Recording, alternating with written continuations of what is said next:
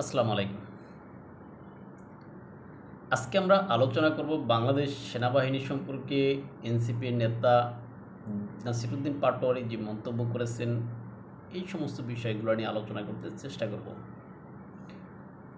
আপনারা জানেন বাংলাদেশ সেনাবাহিনী একটি সুসংগঠিত একটি প্রতিষ্ঠান। এই প্রতিষ্ঠান বাংলাদেশের অত্যন্ত গর্বের সুনামের সঙ্গে তাদের দায়িত্ব পালন করে যাচ্ছে বলে আমরা মনে করি। এই বাংলাদেশ সেনাবাহিনী তাদের কর্মের দ্বারা বিশ্বের দরবারেও বাংলাদেশের মান বা সম্মান উজ্জ্বল করেছে, এরকম দৃষ্টান্ত অনেক রয়েছে।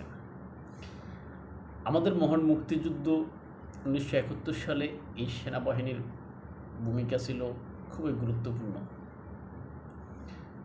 সেই সেনাবাহিনী স্বাধীন বাংলাদেশে তাদের যে সুনাম, যে খ্যাতি, যে যশ তাদের আছে, সেই সুনাম খ্যাতি যশ নিয়ে কেউ কখনো প্রশ্নবিদ্ধ করেনি, কেউ সেনাবাহিনীকে বিতর্ক করেনি, কেউ সেনাবাহিনীকে সবচেয়ে মারাত্মক ইমেজ সংকটে পড়বে এরকম দোষ দেয়নি। কিন্তু আমরা সাম্প্রতিক সময়ে দেখতেছি নব্য তরুণ ইয়াং তুর্কি, যারা এই যে 24-এর বিপ্লব বলেন বা ষড়যন্ত্র বলেন বা বিদেশি হাতের পুতুল বলেন বা তাদের দ্বারা মোটিভেটেড হয়ে বাংলাদেশ অস্থিতিশীল তৈরি করে বাংলাদেশের সরকার পরিবর্তন করেছেন, সেই পক্ষগুলা সাম্প্রতিক সময়ে সেনাবাহিনীকে নিয়ে একের পর এক বিরূপ বা বিতর্কিত মন্তব্য করে যাচ্ছে। আমরা দেখেছি একসময় এনসিপির নেতা, যিনি সাবেক সমন্বয়ক হাসনাত আবদুল্লাহ, তিনি এই সেনাবাহিনী সম্পর্কে অর্থাৎ উত্তরপাড়া ষড়যন্ত্র, উত্তরপাড়া প্রদান, উত্তরপাড়া এরকম ইত্যাদি ইত্যাদি মন্তব্য করে সে তখনও সেনাবাহিনীকে নিয়ে অনেক বিরূপ মন্তব্য করেছিলেন, যেগুলো আমরা এখানে বলতে চাচ্ছি না। এখন গত 1-2 দিন পূর্বে এনসিপির আরেক নেতা, প্রভাবশালী নেতা বলা যায়, নাসিরুদ্দিন পাটোয়ারি, তিনিও সেনাবাহিনী সম্পর্কে বিরূপ মন্তব্য করেছেন। সেটা আপনারা সবাই জানেন, তাই আমরা এখানে বলছি না। এখন সব মিলিয়ে এই যে তারা সেনাবাহিনীকে কেন টার্গেট করে, সেনাবাহিনীকে টার্গেট করে, সেনাপ্রধানকে টার্গেট করে, তারা কেন বারবার এরকম মন্তব্য করে? এখানে যদি 5ই আগস্ট আওয়ামী লীগ সরকার পতন যদি না হতো, সেনাবাহিনী যদি সেখানে নিউট্রাল না থাকতো, অর্থাৎ সেনাবাহিনী যদি এই যে ছাত্র সমন্বয়কদেরকে সহায়তা না করত, তাহলে আওয়ামী লীগ সরকারের পতন হতো বলে আমি মনে করি না। সেনাবাহিনী সেখানে নিরপেক্ষ অবস্থান নিয়েছে, সেনাবাহিনী ছাত্রদেরকে পরোক্ষভাবে সহযোগিতা করেছে, ছাত্রদের পক্ষে অবস্থান নিয়েছে, যার ফলশ্রুতিতে আওয়ামী লীগ সরকার এর পতন। এখন আওয়ামী লীগ সরকারের পতনের পরে যারা সবচেয়ে বেশি সুবিধাভোগী, সেনাবাহিনীর পক্ষ থেকে যারা সবচেয়ে বেশি সুবিধা নিয়েছে, সেটা হচ্ছে এনসিপি বা লাভবান হয়েছে। এখন সেই এনসিপির নেতারা বা এনসিপির লোকেরা কেন সেনাবাহিনীকে বারবার এরকম বিতর্কিত করে, সেনাবাহিনী নিয়ে এরকম বিরূপ মন্তব্য করে? এখন এটা কি দেশি বিদেশি কোনো ষড়যন্ত্র তারা এরকম করায়, নাকি সেনাবাহিনী এই যে চট্টগ্রাম বন্দর বা বাংলাদেশের ভিতর দিয়া এই যে আরাকানদের করিডোর দেওয়ার বিষয়ে সেনাবাহিনী তার যে বক্তব্য, সেটা কিন্তু সেনাপ্রধান দিয়েছিলেন। তিনি বলেছিলেন বাংলাদেশের ভিতর দিয়ে কোনো করিডোর হবে না, বাংলাদেশের কোনো বন্দর বিদেশিদের দেওয়া যাবে না, এরকম মন্তব্য তিনি করেছিলেন। এখন সেগুলোতে ক্ষিপ্ত হয়ে বিদেশি যে সমস্ত পক্ষগুলো আছে বা বিদেশি যে সমস্ত বেনিফিশিয়ারিগুলো আছে, তারা এখানে ক্ষিপ্ত হয়ে এই যে ছোটো ছোটো ইয়াং তুর্কি যে বিপ্লবের সহযোগী, তাদেরকে দ্বারা সেনাবাহিনীর সাথে সেনাবাহিনীর সাথে কি বেদবি করাইতেছে? আমার কাছে তো সেটাই মনে হয়। এখন সেনাবাহিনীর সাথে বেদবি করে কি আসলে কেউ টিকতে পারছে? আমরা বিশ্বের দিকে তাকাই, বিশ্বের বেশি দূরে যাওয়ার দরকার নাই, পাকিস্তানের দিকেই তাকাই।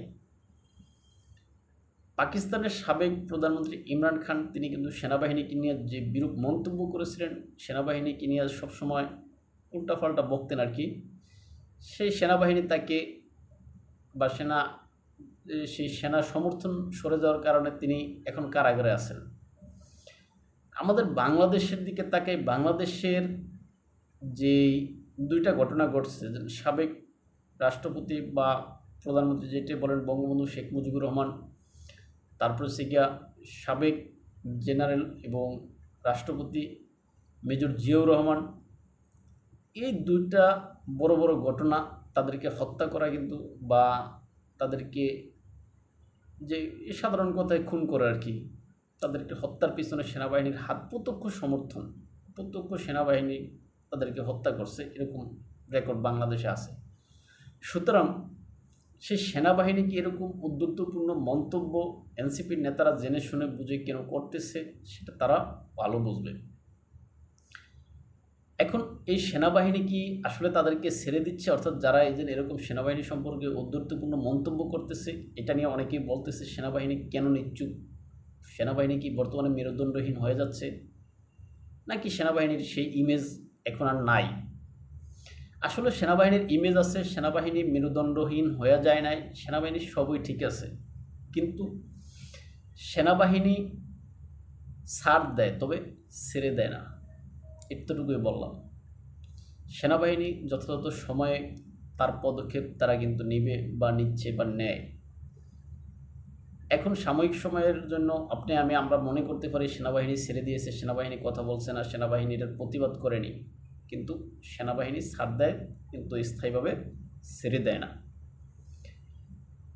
এখন এই যে সেনাবাহিনীকে নিয়ে এরকম মন্তব্য করতেছে, এই মন্তব্যের বিষয়ে আসলে আমাদের দেশের ভিতরে মিশ্র প্রতিক্রিয়া আছে। তারই অংশ হিসেবে বা তারই হয়তো পরোক্ষ একটা জবাব হিসেবে এই যে গতকালকে সেনানিবাসে বিভিন্ন পর্যায়ের কর্মকর্তাদেরকে নিয়ে যে বৈঠক করেছেন সেনাপ্রধান বা দরবার করেছেন, সেই দরবারে তিনি বলেছেন যে আসলে যারা এরকম মন্তব্য সেনাবাহিনীকে নিয়ে করে তারা আমাদের সন্তান তুল্য, অর্থাৎ সেনাপ্রধান সহ বা যেরকম অফিসাররা আছে তাদের সন্তান সমতুল্য হিসেবে তারা মনে করে।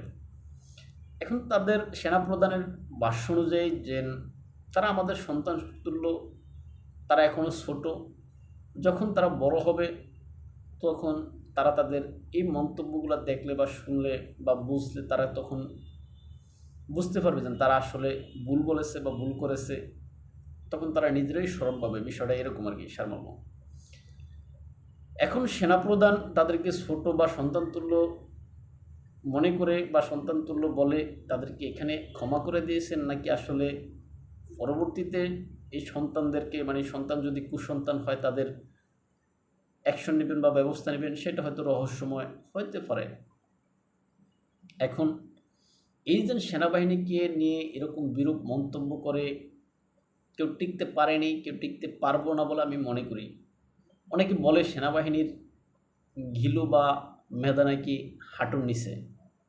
আমি তাদের উদ্দেশ্যে বলতে চাই, সেনাবাহিনীর গিলু আপনারা যারা বলেন যে রেফারেট করতে করতে সেনাবাহিনীর গিলু বা সেনাবাহিনীর বুদ্ধি হাঁটুর নিচে আসছে, আমি তাদেরকে বলি যে সেনাবাহিনীর গিলু হাঁটুর নিচে না, সেনাবাহিনীর গিলু বা বুদ্ধি মাথায় আছে, কিন্তু সেনাবাহিনী আপনি আমার মতো মানে অজায়গায় বা ছোটোখাটো বিষয় নিয়ে তাদের গিলু বা বুদ্ধি তারা ব্যয় করে না, তারা সঠিক সময়ে সঠিক পদক্ষেপটা ঠিকই নেয়।